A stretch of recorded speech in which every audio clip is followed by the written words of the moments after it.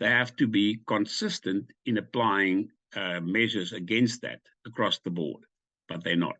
So they're only targeting citrus. Why?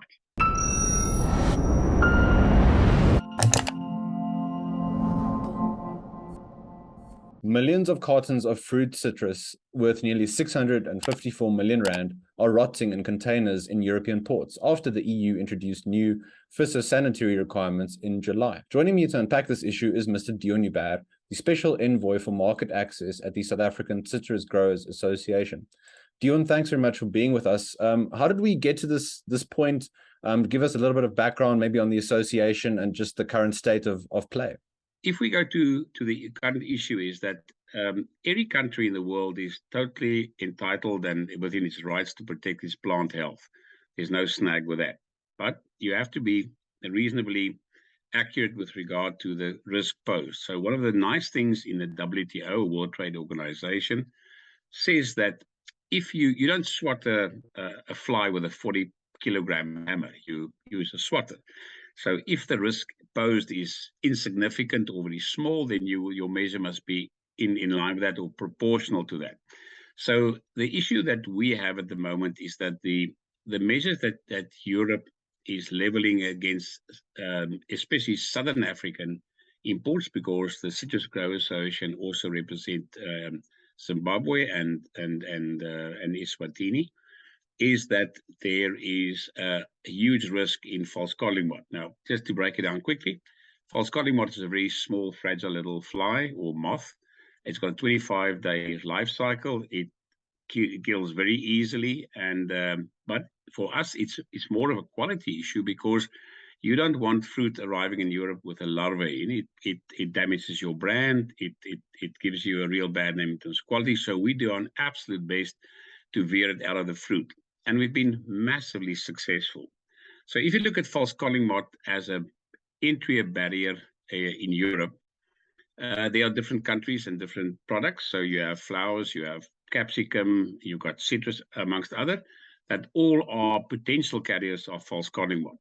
In the case of citrus, and South Africa and Southern Africa in specific, we have, over the last 3 years, since it became called a qualified pest or a registered pest, have been massively successful in the sense that we have 99.99% of our consignments arriving in Europe, which are totally free and clean.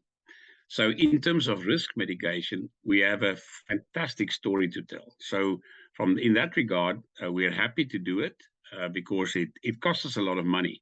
Just to give you a little bit of a scope of the industry. Industry is roughly about 30 billion rand of revenue annually. So when I started in 2014, we were around 8, so it's grown massively. The production has gone from about 110 million cartons to about 160 million cartons.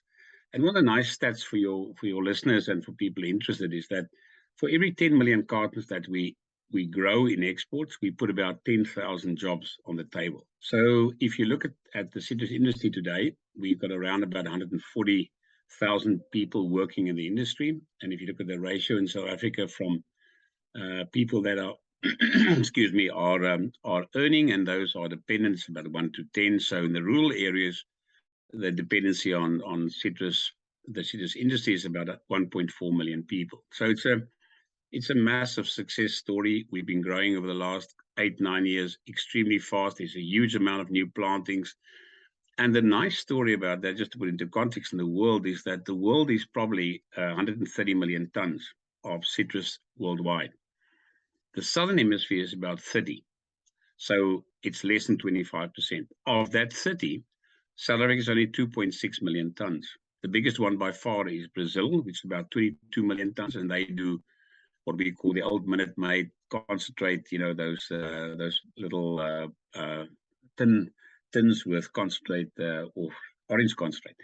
So in fresh, we are 1.5% of the world. We are really, really small. But as with wine and South Africa is blessed with wonderful sunshine, and we produce product with a high acid and a high sugar. And both of those add to taste and flavor. So just with like a good wine, you want like an acid base because your tongue is a very special organ. It tastes the acid the backsides of your mouth. So if you have a high acid, they call it a long palate. So we've got a long palate with citrus, and it's a great product. So South Africa is extremely held in high regard in terms of fruit quality, and it's grown tremendously over the world. The unfortunate thing, I think, if you look at the world trade in general, or just to close the point, is that South Africa, as being small, is counter-season to this, huge volume in the Northern Hemisphere of 100 million tons. We've got 2.6. So we are actually a great asset to growers in Northern Hemisphere, because in this current, competition between fruit and fruit consumption, you want people to eat your product right through the year. So if you fall away out of season, you want someone else to fill that gap so that the consumer does not forget about you, but keeps on, what we say, commoditizing. So you would have, I have 3 avos a week, regardless of where it's produced. I just think it's a great product. And the same thing with mandarins. My kids never ate oranges, but now they all eat mandarins. So it's a wonderful situation to be in. And I think South Africa is great news for the Northern Hemisphere, because we've got great quality fruit. It's very highly revered. It's popular. It tastes well. COVID made a big impact. People eat it for health. So we're in a great spot. And South Africa earns, as you just heard, a huge amount of money for the fiscus, for the country, and job opportunities. So it's a diamond. We need to polish it and keep it going, and keep it, on its best behavior. And that's where we are. So the snag with this legislation is that it's disproportionate. So if Europe comes up and say, look, South Africa, you got a problem. We see that the amount of false collymot larvae alive on arrival is climbing.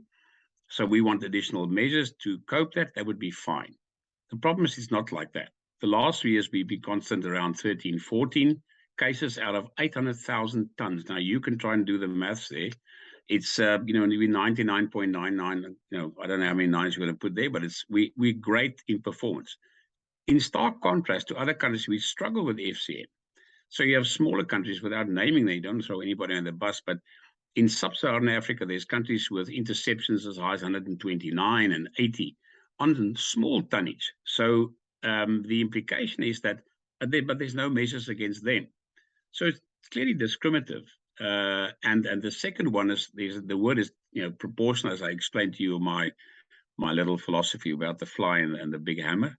So what you want to do is that if EU is seeing false collymot as a serious threat, they have to be consistent in applying measures against that across the board, but they're not. So they're only targeting citrus. Why?